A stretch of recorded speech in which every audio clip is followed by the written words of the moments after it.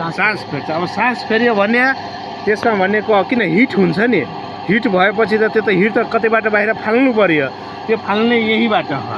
अब योबाट फालेपछि के हुन्छ, यताबाट लियो भने हावा पनि भित्र छिर्न सक्छ, धुलो पनि छिर्न सक्छ है। अब त्यसलाई हामीले रोक्नु पर्यो है। हावाको मेन भनेको हावा मोइस्चर भनेको पानीको मात्रा हुन्छ है। अब यो ट्रान्सफरभित्र पानीको मात्रा गयो भने खिया लाग्छ, खिया लाग्यो त बिग्रियो, यसमा त खिया लाग्नु भएन। त्यो भएर यो एउटा पानी राखिदिन्छ भाइ, तेल। त्यो भनेको तेल किन राख्यो, त्यसबाट धुलोहरू पास हुन्छ र धुलो पास हुँदैन है, हावा मात्रै पास गर्छ।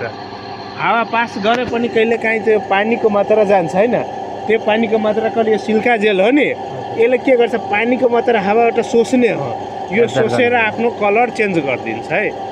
सोचेपछि बिस्तारै कलर यो सेतो हुँदै जान्छ है।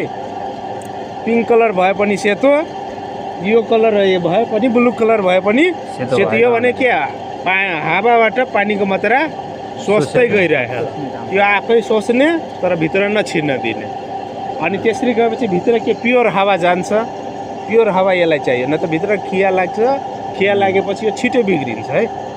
त्यो भएर यसरी तेल राखिदियो भने धुलो पनि छिरेन, किन यो तेलबाट पास भयो हावा, धुलो सबै यो तेलमै बस्दिन्छ।